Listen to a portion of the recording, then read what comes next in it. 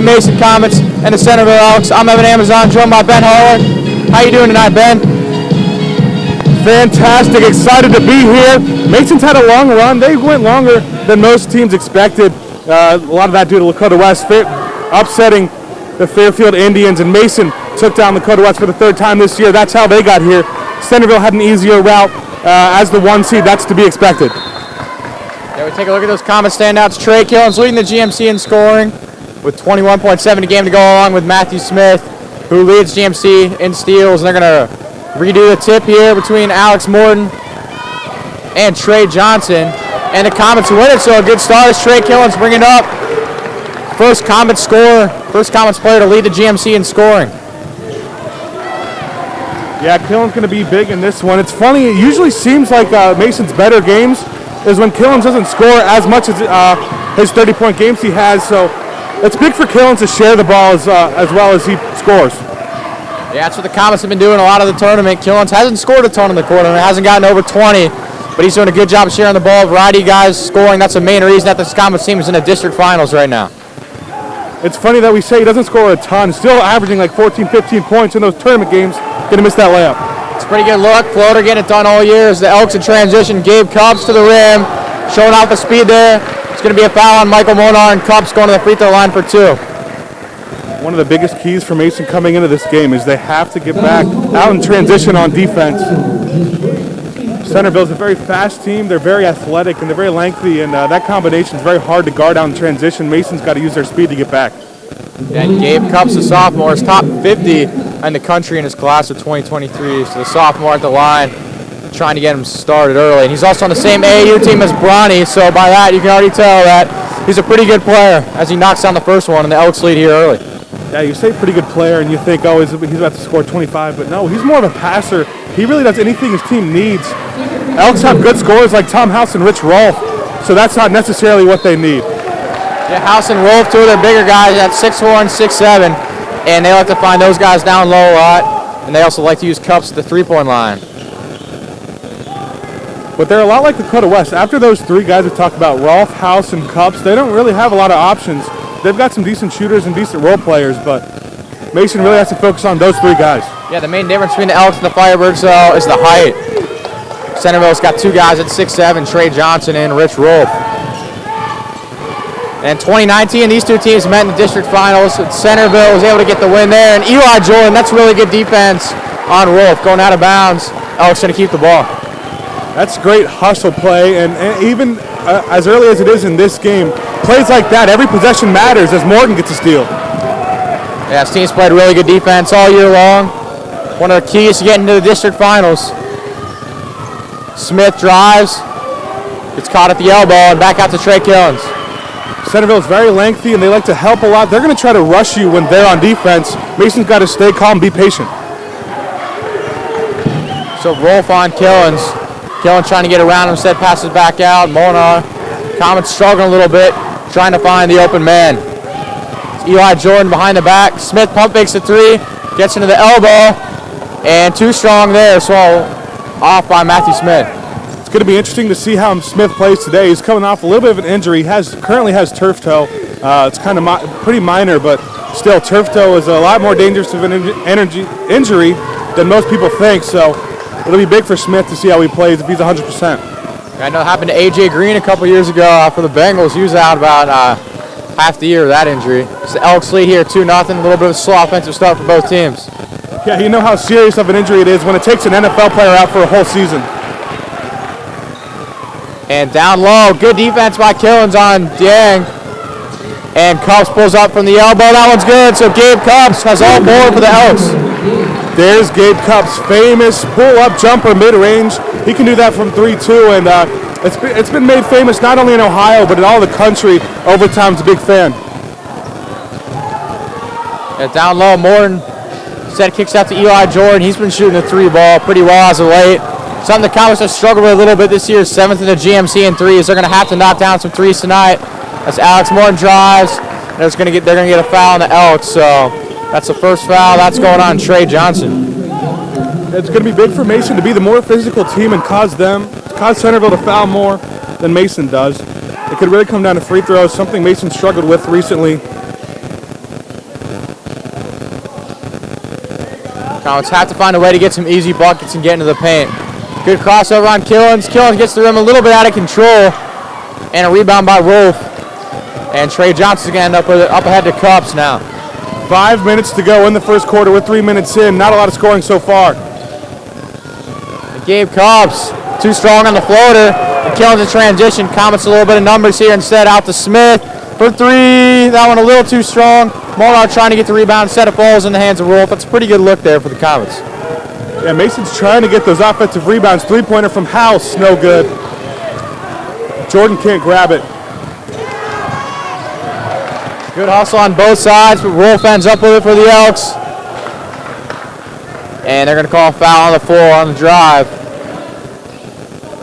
That's going on Eli Jordan. The height of the Centerville Elks is something Mason really can't even compare to. As Rich is going to take the first time out of the game. But it's going to be tough for Mason to rebound. They really got to get in good position. And on offense, on the offensive rebounding side, that's going to be a little tougher. Yeah, slow start. Comets not able to score early here, 4-0. They're going to have to knock down the three ball. They're also going to have to rebound. This Elks team is the best team that G-Walk. They average 72.4 a game. So they're going to have to hold the Elks to one shot. If you allow guys like Wolf, Tom House to get rebounds down low, that's going to kill you. So rebounding is also a big key in this game as well. We already talked about them getting on transition. Mason also needs to handle the ball. Centerville really uses their length. They can press a little bit, and it looks like that might be, or excuse me, Centerville's going to have the ball here, but I wouldn't be surprised to see Centerville show a press. They have some quick guys to combine with that length. So Quinn Hafner, the junior, coming in the game for Emmanuel Dang. The Comets still all five starters out. As Michael Molnar has some good defense down low. The quarterback for the Comets, a very physical player and a huge defensive presence. Yeah, there's that physicalness we were talking about. Being smart not to foul, but a nice straight up move by Molnar on defense. Killens on the drive. And then Killens tries to get to the rim. They'll call that one a charge. So Trey Killens, he's had a little bit of a rough start offensively. He's got to keep his head up because he can really explode, take over games like he's shown all year. Multiple 30-point games. He's got to keep his head up. He's got to keep playing hard. Yeah, the charge is one of the hardest calls in basketball, especially when all you're trying to do is score and be aggressive, try to get to the basket. But great position there from Centerville. That's the third Comets team foul. Elks only with one as Cups kicks it back out to House. And a three-pointer this time. That one is no good from Hafner. But a rebound by Wolf and into Hafner. That's something you can't do if you're the Comets. You cannot allow this team to get offensive rebounds and second chance points. Rolf and House are going to draw a lot of attention down low. That things like that are going to happen. A nice cut from Hafner off the missed three. As Smith falls there on the play, they'll call a foul on Tom House. Centerville not happy about that call. A little bit of a bailout there, and luckily for the Comets, they're able to keep the ball, and that's the first foul on Tom House. The Elks leading a score. 3:33 left in the first quarter. Mason has yet to score, and I think they just got to be a little more patient, run their offense. Centerville has a tendency to overhelp, so it's going to be big for them if they can knock down shots. Comets still looking for their first bucket over 5 minutes into the game.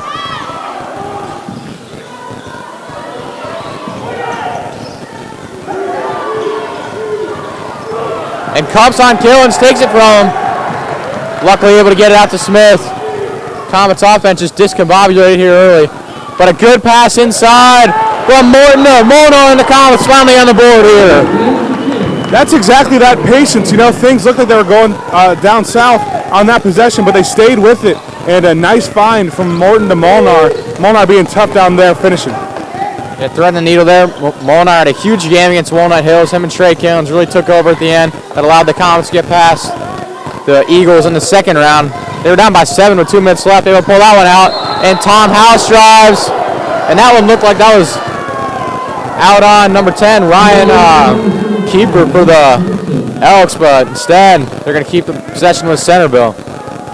Yeah, ref definitely had a better angle on that than us.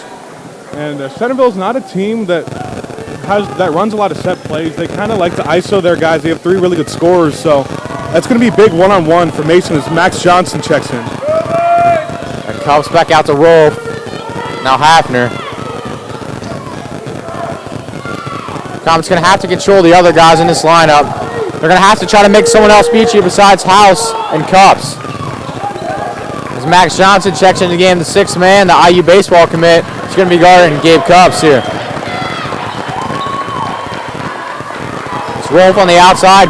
Comets like to keep Wolf at the three-point line. Leads to G-Walk and rebounds over 11 a game. So now Havner on Killens. Pretty good defense possession here. Wolf's going to take the three.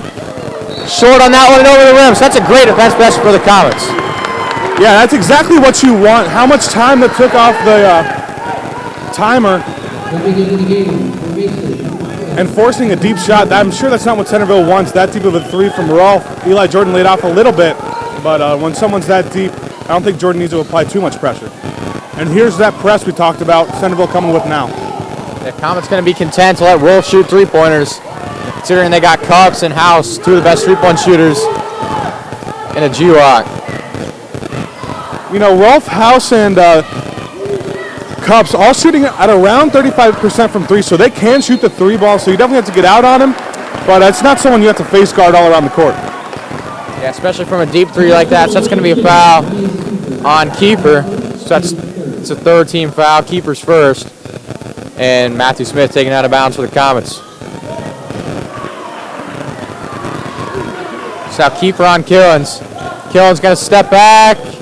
A little bit short there. Pretty good look. Just unable to get that one to go. Yeah, that's not a bad shot, but maybe you want to see a few more passes. I feel like you can get that shot at a lot of times in the possession. So Killens just needs to be a little more patient. The House had a tough spot. Throws up to Cups, but a good save by Cups, avoiding the over and back violation. High IQ play from Cups too, knowing where he was and knowing where another teammate was for him and flipping it right to him. And he gets to the rim, showing off his speed with the lefty layup there. So Gabe Cups has 6 out of 8 points for the Elks. And so talented, the sophomore. Just getting better and better every single game for this team. And Morton kicks it out to Jordan. So 35 seconds here in the first quarter. Comets down by 6.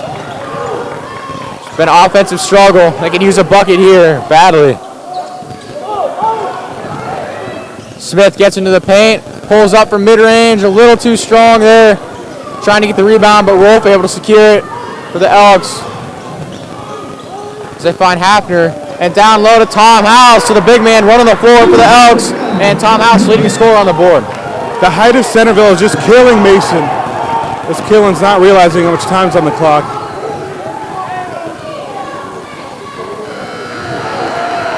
So not a great start for the Comets. 10-2, the Elks lead. And for Mason, they're getting some decent looks offensively, but I would like to see him play down low a little more. It's hard with the height of Centerville, but I know they're the tougher team, and Molnar and Eli Jordan got to be tough down there, maybe draw some fouls. You're going to have to challenge these bigs, like you said, Ben. Try to get these guys in foul trouble. If not, it's going to be tough. This is a team that's relied on going down low all year. Not a great three-point shooting team, and you can't afford to settle in this situation. Even though you're down, you still got to do what got you here in this position, and that would be going down low and getting some nice shots from there. So 10-2, Elks early. And if you're the Comets, Ben, well, what do you think you have to do on the defensive side to slow down Gabe Cups? I think they're doing it almost to perfection. I mean, 10 points against a team like Centerville, you're going to be pretty happy with.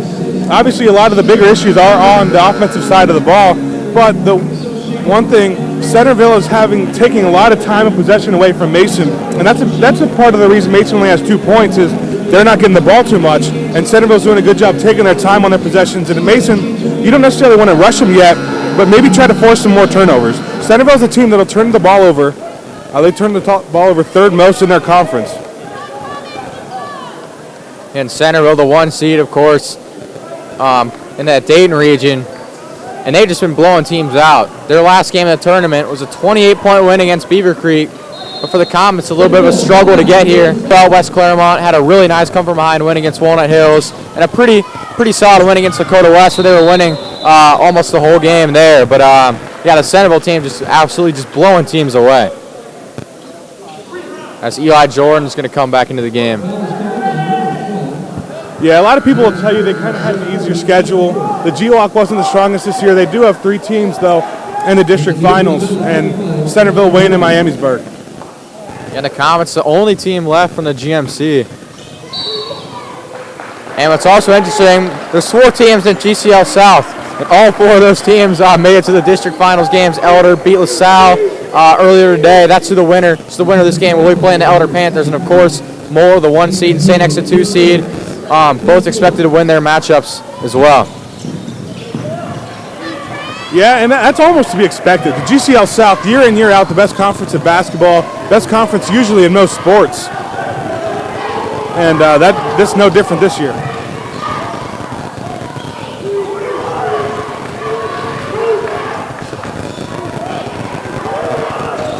Jason Hayes coming to the game, number 23 for the Elks.